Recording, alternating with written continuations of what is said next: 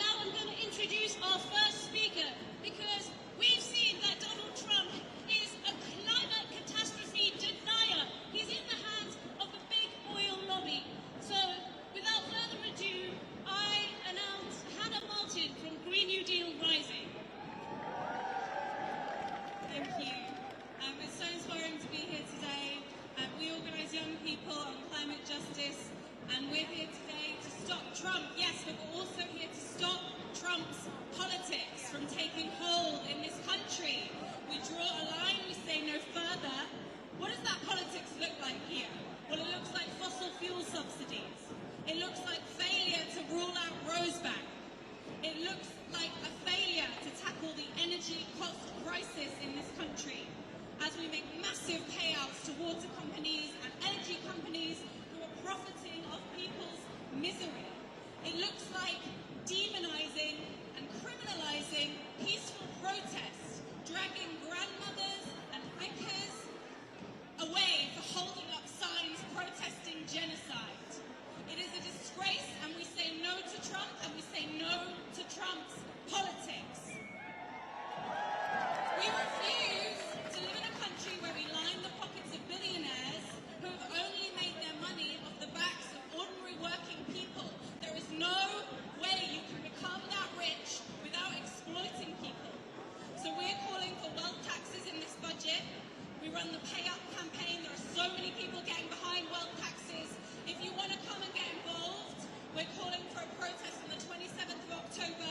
Please join us. If you're 16 to 35 and if you're older, please support us, because we all have to stand together. And finally, I just want to say, I think it's really easy in this moment to feel really overwhelmed. There is so much suffering. There's failure after failure from our government, from people who are supposed to protect us. But I want you to look to your left or your right now. These are your people. We are each other's people, and we will not let us down. We will stand together, and we will keep turning up. It doesn't matter, you can't do everything, but we can all do something. If you can persuade one person, a friend, a family member, who cares about people, who cares about communities, who cares about our libraries, our schools, our hospitals, and a safe climate, to turn up to one thing in the next 2 months, that can be a ripple. A ripple can be a stream can be a river, the river is the sea. And we are big enough when we stand together. So take heart from one another. We will not be overwhelmed. We will stand together, and we will stop fascist politics from taking over this country. Thank you very much. Thank you, Heather. That was brilliant. I love what you were saying about us being a river to the sea. So repeat after me. From the river to the sea. From the river to the sea. From the river to the sea. Another group that Donald Trump has been attacking relentlessly is women and LGBTQ people. Donald Trump recently said words to the effect of domestic violence is not a crime. A judge in a civil court in the USA ruled that Donald Trump had committed rape. This man is accelerating the rise of hate against women all over the world. The fascist right and the far right are doing this too. They don't protect women. They are a danger to women everywhere. And so I introduce our next speaker, Kerry Abel from Abortion Rights. Thank you.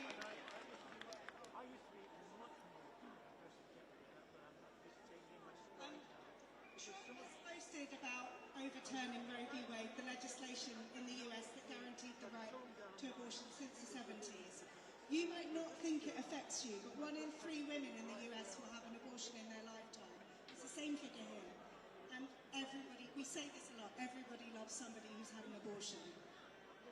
Trump appointed 3 anti-choice judges and prevented abortion for millions of women.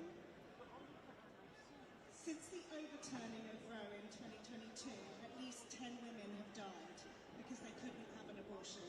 Women like 28-year-old Amber Thurman and 34-year-old Portia Mezzi. And maternal mortality has gone up by 33%, worse for black women. And we say this because abortion is healthcare. Abortion prevents women dying unnecessarily. Abortion bans stop women and pregnant people being able to control their bodies. It's not about life, it's about controlling women. Trump gives legitimacy to far-right forces who want to roll back reproductive rights everywhere. Rolling out the red carpet here for a as those attacking our abortion rights in Britain too.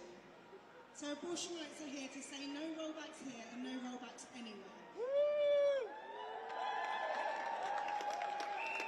Abortion rights are human rights, and resisting Trump and what he stands for is part of resisting the global far right, like the likes of Nigel Farage and Tommy Robinson, that want to control our laws, freedoms and our bodies.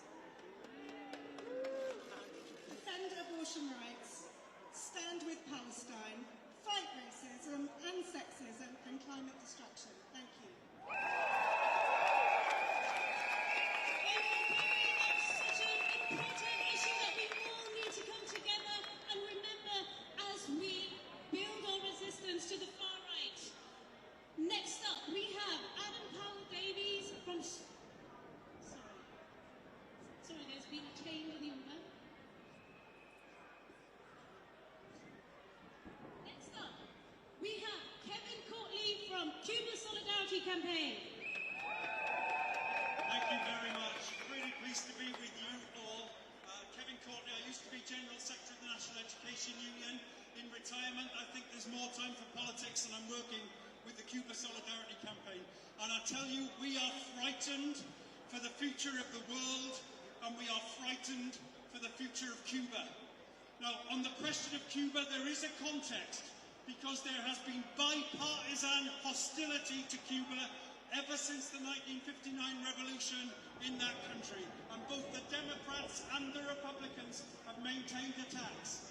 And you will know there is a blockade against Cuba that the Americans have been running ever since 1960. It is nearly the longest blockade in the world. It's only rivaled by the Israeli blockade of Gaza. And we call it a blockade. An embargo is one country not trading with another. A blockade is when the US blocks every other country from trading with Cuba, and it is an outrage. Now that's the context that Trump has come into. And we, the Cuban people, the Cuban government, the Cuba Solidarity Campaign, we are frightened about what comes next. The measures he has introduced in the last few months are enormous. He's put Cuba absolutely unfairly on the state sponsors of terrorism list that they maintain. That is entirely because the Cubans were helping with the Colombian peace process. But that takes Cuba out of the international banking system. They are refusing to let Cubans in America send any remittances, any money to their family in Cuba. And you know that countries in the global south rely on that. They are attacking the Cuban tourist industry, so much so that Expedia has just delisted every Cuban property. And they are attacking the Cubans' pride and joy, their health service, and the medical missions they send overseas. So they are attacking Caribbean countries that rely on Cuban doctors. And if they say, if you have Cuban doctors, Cuban nurses, we won't let any of your government come into the US. It is completely outrageous, and we don't know what comes next. And I want you to ask yourself, why are the Americans doing this against one of the smallest countries in the world? Why do they maintain this hostility? Is Cuba a military threat to the US? Well, obviously not. The US has got soldiers all over the world. The Cubans have doctors all over the world. The US funds the Israeli military.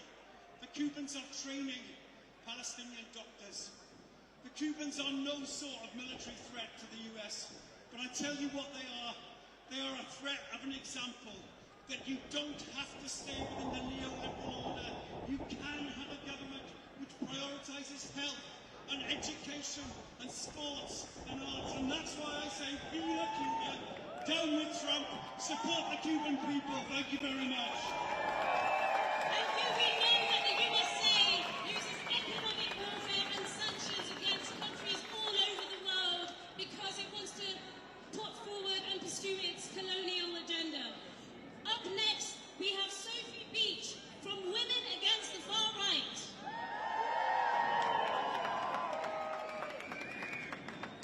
Thank you so much, and it's a pleasure to share a platform today with so many women who have come out against Donald Trump, women like Kerry from Abortion Rights UK.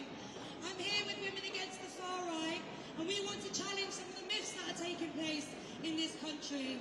Because there is a myth going around this country that the biggest threat to women and girls are the people who are fleeing war and persecution.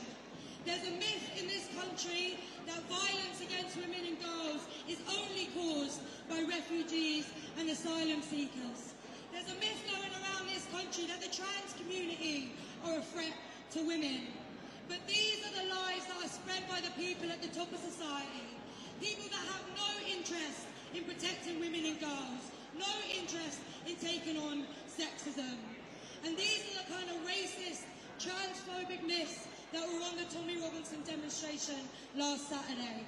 A man who says he wants to protect women and girls, but was dumped for domestic violence and attacks women on the left every single day.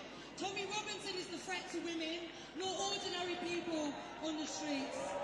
We know that the real threat to women and girls and the sexism we experience does not come from refugees and asylum seekers. The men that make me feel unsafe are not the men facing deportations, but the men who are calling for them. The men who think they stand above the law. The men who are having state banquets like right now, like the sex offender that is Donald Trump, like the public schoolboy that is Nigel Farage, like the Mandelsons and the Prince Andrews who get away time and again with attacking women and girls. And it is also the men who were on that demonstration last Saturday. There is no doubt that when Trump, Farage and Starmer spread racist lies and myths about migration, it gives the racists and the sexists on the streets confidence. And look, I just want to say that last Saturday was a wake-up call. Last Saturday was the biggest far-right demonstration in British history. And it was led by fascists like Tommy Robinson. But we have to say that last Saturday wasn't the only picture. I was proud to be on the Stand Up to Racism demonstration that was led by hundreds of women, the Women Against the Far Right bloc at the front of the march. And look, we are a campaign, but we're not just building a campaign. We are building a movement of women who are angry about the rise of racism and fascism. Because actually we say that it's those at the top that are a threat to us. We're angry about the disgusting racist, sexist attacks on women like happened in Birmingham last weekend. So we say justice for all the victims and solidarity with them. But we need to be bigger. We need an anti-racist, anti-fascist movement that is made up of every trade unionist, every member of the Palestine movement, everyone who stands against Donald Trump. We need to be bigger to take on the likes of Robinson, Farage and Trump. And we need that movement to be led by women. So join Women Against the Far Right. We launched an open letter that has 10,000 signatories. Add your name to it. We're campaigning in every local area. Get involved. Refugees and migrants welcome here. Trans women or women. Let's smash the far right.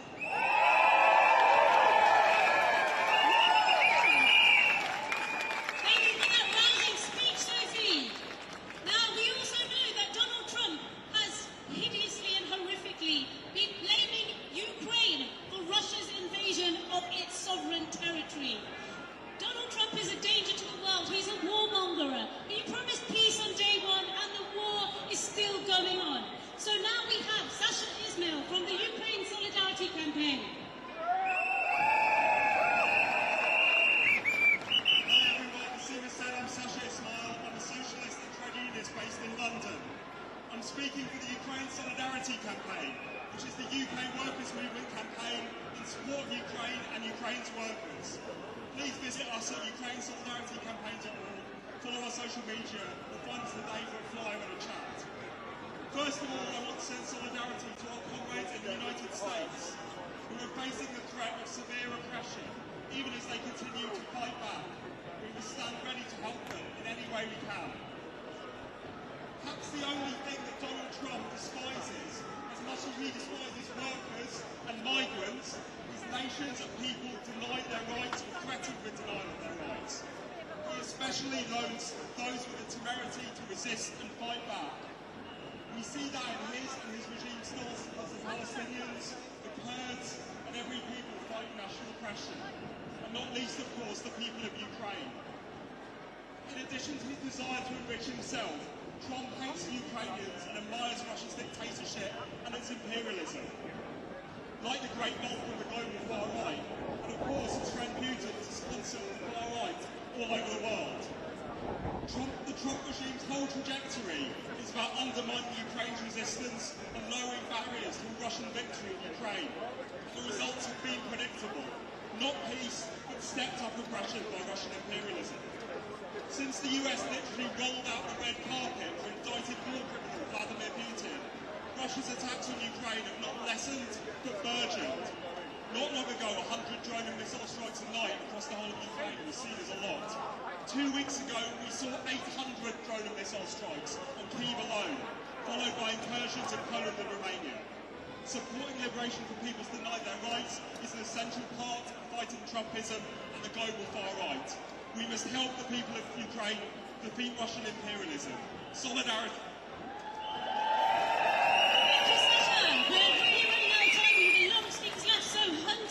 From Democrats Abroad and Rotorboat Media. Hello, London! Today I speak to you from the heart, not as a representative of the Democratic Party, but as someone who was born just a few minutes away from here. I am a British American. I have done political activism in both of these countries, and for decades now I have seen the rise of fascism be normalized day by day. When I was 15 years old, lived through Hurricane Katrina. I watched my city be wiped away in front of me. I also watched the recovery under neoliberal auspices destroy the city afterwards that had already been turned into dust, where people ended up poorer than they were before, even though rich people from across the country and world were able to move there and set up nice holiday homes. This is not the future we need. We need to understand that fascism is not something that is happening because of Donald Trump. It is happening everywhere. They are interconnected, and they do this so commonly and so absurdly that people like Nigel Farage will claim election interference while attending the Conservative Political Action Committee and National Conservative Conference with Viktor Orban and half of the far-right assholes on this continent. This is the reality. If we got rid of Trump tomorrow, that would not change. We have to understand they have built a movement upon decades that will take us all of our efforts to dismantle. They want us to fear the migrant, fear the trans person, make sure all of your problems come from the asylum seeker. But the reality is the same as it has always been. It is the reality that billionaires continue to enrich themselves, politicians work as their servants, and the media is too fearful or complicit to say anything otherwise. Every day we see this, and this will not change unless we come together. And it is not enough just to vote every few years. You need to be politically engaged, join a political party, join a trade union. And if you're one of the hundreds of thousands of Americans living in this country, join Democrats Abroad and fight back. Do not wait for your chance. Do not wait for your struggle, because the time is now for it to happen, or else we will lose the chance to fight back. Thank you. Thank you, and I'm sure some of you know our next speaker. We have Femi Oluwole, a human rights campaigner and journalist. Do you know what I think when I look at you? We're going to win. Because do you know why they complain about cancel culture? It's because our generations, especially millennials, Gen Z, for us when we grew up, all the great fights for equality, whether it's the civil rights movement, suffragettes, that was literally a previous century, hell, previous millennium. So when we look at people who oppose equality, we are done with you. When we see Nigel Farage on stage hugging somebody who pled guilty to inciting racial hatred after she called for asylum seekers to be burned alive, we're done with you. When we see Tommy Robinson screaming about Muslims, we are done with you. When we see J.K. Rowling, when we see J.K. Rowling making life increasingly dangerous for trans people, we are done with you. When we see Keir Starmer quoting Enoch Powell, we are done with you. When we see our taxes going towards what has now been confirmed to be a genocide, we are done with you. When we see a rapist president be given the red carpet treatment, we are done with you. Here's the thing. people of the UK, we have never been down for this right-wing crap. In every single election since World War II, the majority of votes have gone to parties to the left of the Conservatives, because that's just who we are as a people. However, so if we're going to actually win, the priority has to be uniting the left. That has to be the priority. We need a voting system where all votes count equally, because if we get that, then we can actually end this fascist crap. Because we actually have an advantage here in the UK. Because the far right in the UK promised for 27 years that Brexit would make our lives easier. And it has made us poor, and they have admitted that. So we actually have no excuse. The idea that they're working class people is dead here. So, like I said, all this fascist crap, we are done with it. It ends with us, and we will end it. Amazing, rousing, hilarious. Thank you, Freddy. Next up, we have Portia Callens, who is an American and member of Indivisible's London. Thank you. I just want to say thank you to the Stop Trump Coalition and to Indivisible and to all the amazing groups who are here today, not just because they recognize what a danger Donald Trump presents to the United States and to the world, but for bringing us all together here today to do something about it. Donald Trump and his family have made $3.4 billion this January, while his MAGA allies sow division and dissent all around the United States and here as well. It's not making America great again. It's just making Trump rich again. It's not doing anything for the people who elected him. What they do get is a daily diet of red meat and rage, an algorithm-driven avalanche of distraction and encouragement to blame other people for their very real problems. Rage is useful to Trump and his far-right allies everywhere. He uses it to build a community of us versus any scapegoat he chooses to make them. Judges, the media, the Democrats, lawyers, anyone, even Mike Pence, his own ex-vice president. Anybody would come bend to these guys. That's what's tearing America apart right now. It has to stop. We have to vote them out. It's up to us. Americans. How many Americans are here today? Hooray! It's up to us. If you're an American citizen here, and if you're an American student overseas, you can help make desperately needed change back home. Go to votefromabroad.org and use the chatbot to find a human voter assistance officer. They will know how to help you. I oppose Trump because I am a proud American and I believe in my country's promise. We just have to make that happen. And I'm really proud to stand with you all. Have a great march, everybody. Thank you, Portia, and our solidarity goes out to every American who came out on the streets and resisted Trump's ICE agents. Up next is Tyrone Scott from the Make Them Pay Coalition and War on Want. Friends, comrades, allies, we are here today not just to protest Donald Trump, but to reject everything that him and his politics represents. This moment today is bigger than just one man. It's about a rising tide of far-right politics, of fascism, of scapegoating migrants, asylum seekers, refugees, and the most vulnerable people in our societies. Trump and those like him, they do not just ride this wave. They are the architects behind it. They fan the flames of division. They make racism, xenophobia, fear part of the mainstream once again. And we've seen in the UK how this plays out. Just this weekend, we saw the far right, organised by right-wing grifter Tommy Robinson, a man turned into the poster boy of hate, bankrolled by billionaires abroad. And these marches don't just come out of nowhere. They are the product of a narrative deliberately whipped up by politicians like Trump and his allies here, blaming migrants and the vulnerable for every problem in society. Now, we know who the real culprits are. The super rich, the corporations, the billionaires, the politicians who enable them, who not only drive inequality, climate breakdown, genocide, war, but profit directly from this destruction.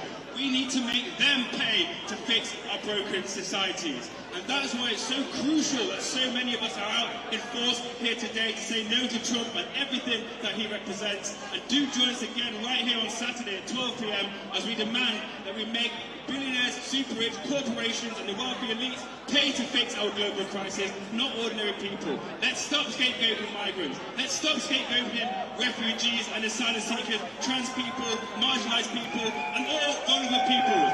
End the far right, end fascism, stop Trump. Thank you. Amazing, thank you. Fuck Trump, fuck the billionaires, and I hope I'm going to see all of you here again on Saturday to make them pay. And we have Claire James from the campaigns coordinator of Campaign Against Climate Change to continue that message. We'll be here on Saturday for the Make Them Pay demo, because Trump is just one man, but he represents a much bigger movement, as everyone has said. And part of what he represents is the fossil fuel industry. We know their products are killing the planet, renewable energy is getting cheaper, but they have their man in the White House. He's not just promoting fossil fuels, he's blocking wind and solar energy to keep their profits going as the planet is dying. So his actions make every one of us less safe. Most of all, the poorest countries around the world have done at least to cause this crisis. But climate breakdown is hitting the poorest worst everywhere, especially within the US, with a deep inequality. In southern US cities like Phoenix, hospitals in the severe summer heat waves are seeing people with second-degree burns from the pavement, from hose pipes, and they're stopping, in some states, laws that say workers must have water breaks. So people will tell you, like Farage will tell you, climate action is the enemy of the workers. It's not. Billionaires are the enemy of the workers. It's not the migrants. It's those who are trying to prevent climate action and prevent justice. We all stand together. And last but not least, I pass you over to the capable hands of Shaista Aziz from the Stop Trump Coalition.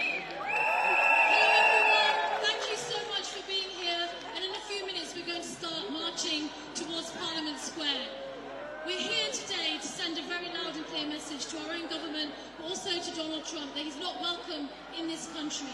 It is a disgrace that Keir Starmer has rolled out the red carpet for him, and it's also a disgrace that during this state visit there will be a lavish banquet held in Windsor Castle where Donald Trump and all those invited will be feasting while the people of Gaza continue to starve.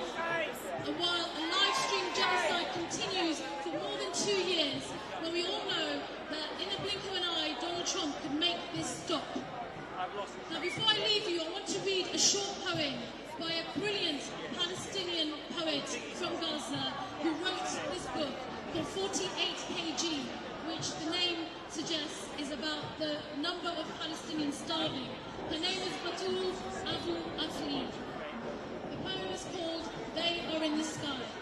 I sit in a classroom with 50 displaced people.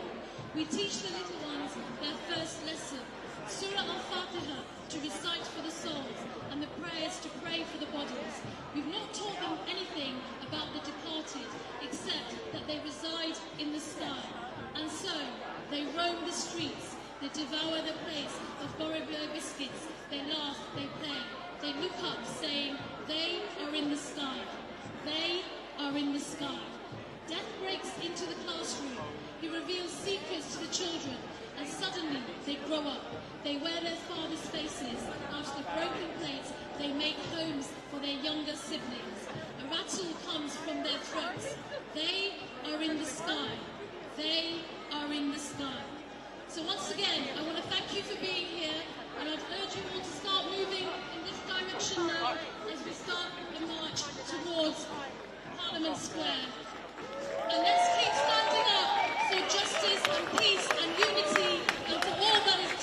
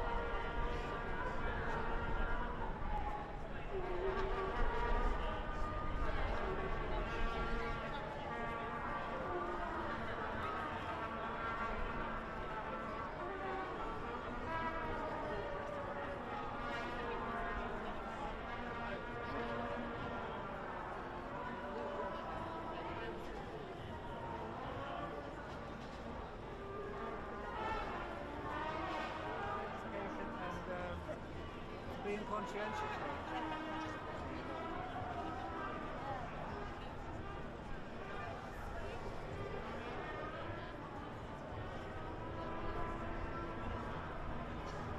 President's visit, this unprecedented second state visit.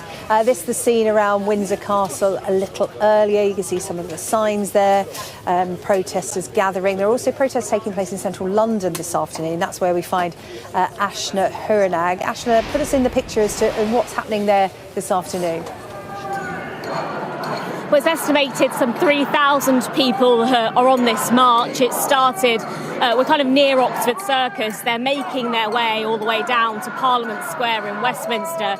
There are shouts that he should not be here, words to that effect, many using profanities too. And there are plenty of people that are also here that have made their own form of art, different signs, different banners, different placards, but also some forms of satire as well. And I want to speak to Anne, who's just behind me. Anne, you're holding that toilet brush pretty high and proud. Tell me about it. Why are you here today? I'm here to protest against Trump's visit, Trump's administration, and all the awful things he does. And what did you feel when you saw those images earlier about that pageantry in Windsor? How do you feel about him being offered all of that? It made me feel sick to my stomach that we have to pander to him. It's obscene.